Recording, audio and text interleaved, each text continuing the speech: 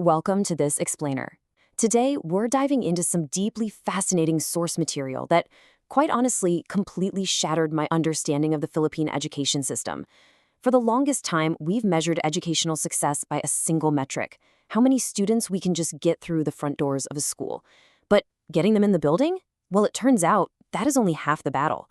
Today, we're unpacking a massive systematic challenge when it comes to student retention and looking at exactly why we need to completely rethink our approach to the dropout crisis. Let's kick things off with this absolutely powerful quote from our source material. I want you to think about that phrasing for a second. A predictable outcome of a system design. This completely flips the script on how we view education. We are so incredibly used to framing a dropout as a personal, individual failure, right? Like it's a student who just gave up or a family that simply didn't value education enough. But the research argues the exact opposite. We've got to stop blaming this student and start taking a hard look at the structural flaws of the very system that was supposedly built to support them. And this brings us right to a fatal underlying assumption in education policy. On one side, you have access, literally just getting kids into a seat. And we've actually been pretty successful at this. But on the other flip side, you have persistence. The system implicitly assumes that once a student is enrolled, they instantly have the exact same equal capacity to stay in that seat until graduation. But we all know that's not true, right? A student from a disadvantaged background absolutely does not experience the classroom in the same way a highly privileged student does. So, here is our roadmap for today. We're going to look at the reality of the dropout crisis, dissect the anatomy of why students actually leave, examine our flawed reactive policies, and finally, check out a really brilliant data-driven blueprint meant to solve the whole thing. Okay, let's jump straight into Section 1, Beyond Access, the Dropout Reality. It's literally the ultimate mystery of the whole system. Our access numbers look absolutely fantastic on paper, so why are classrooms still emptying out halfway through the year? The reality on the ground is completely uneven. Access simply does not equal survival, especially for our most vulnerable learners.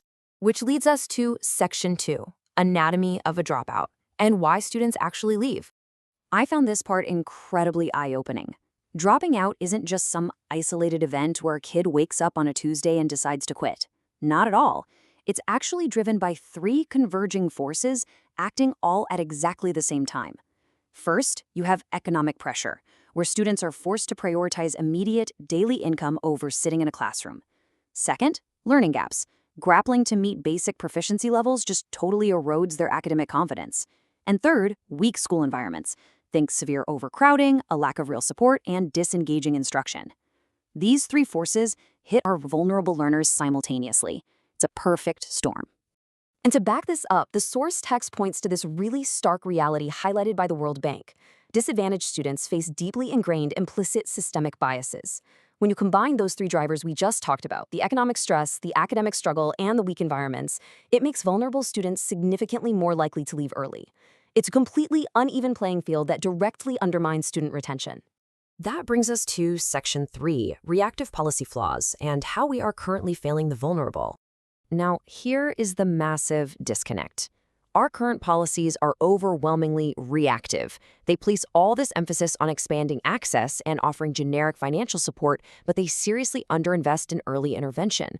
They essentially act like autopsies, right?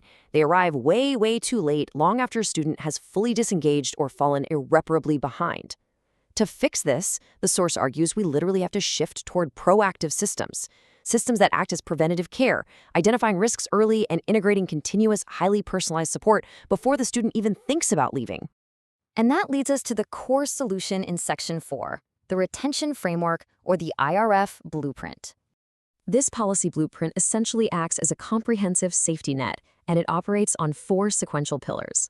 Pillar 1 is an early warning system to detect the very first subtle signs of disengagement.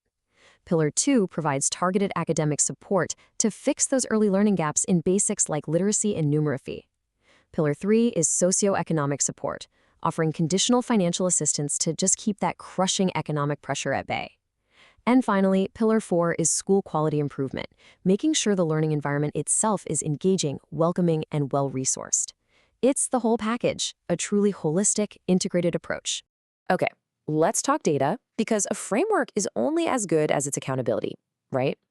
The source lays out some highly specific access and retention KPIs. The system is setting incredibly ambitious goals here.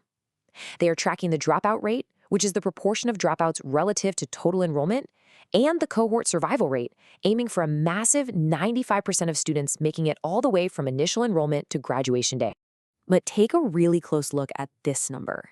The system is targeting a 40% reduction in the dropout rate. And get this, they want to achieve that in just 5 years. No way around it, that is a monumental shift. It requires a complete top-to-bottom operational pivot from short-term remedial reactions to sustained, proactive, system-wide strategies. To actually achieve that 40% drop, administrators need really strict early warning KPIs because you literally can't fix what you can't see. So the target here is to systematically identify at least 90% of all at-risk students well before they fall through the cracks. And once they're identified, the system must instantly cover at least 85% of them with vital, targeted interventions. It's all about incredible speed and massive coverage. Which brings us to our final part, Section 5, Predicting Dropout and Anticipating Needs. Let's see how this model actually stops dropouts before they even happen.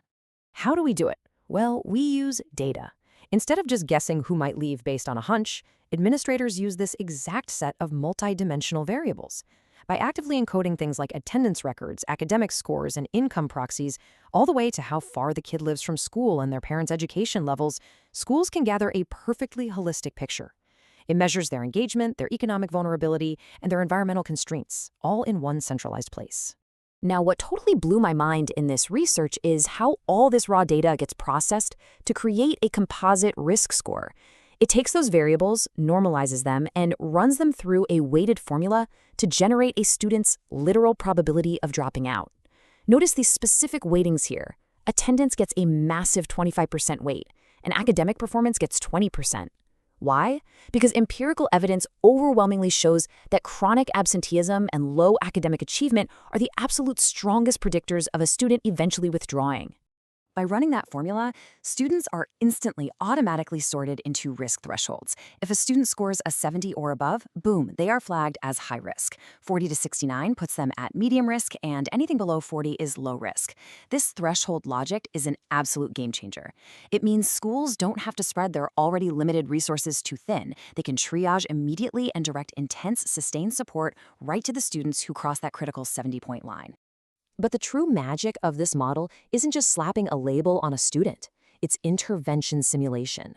The dashboard actually allows administrators to run what-if scenarios. For example, what happens if we proactively apply targeted support that boosts a high-risk student's attendance by just 10% and bumps their academic performance by a mere 5%? The results of that simulation are simply amazing. It reveals that even modest, incremental gains significantly lower that composite risk score. Those small, achievable improvements in attendance and academics are enough to collectively pull a student entirely out of the high-risk classification. It is hard, empirical proof that student dropout is not some inevitable tragedy. With early, targeted action, it is entirely preventable. As we wrap up this explainer, I want to leave you with this final, absolutely critical thought about the future of our education system. We know the drivers. We have the data. We have the framework to predict and prevent student withdrawal. The only real question left is, are we going to continue to wait around and react to empty desks? Or will we finally shift our system to anticipate and genuinely serve the needs of our most vulnerable learners? Think about that, and I'll catch you in the next explainer.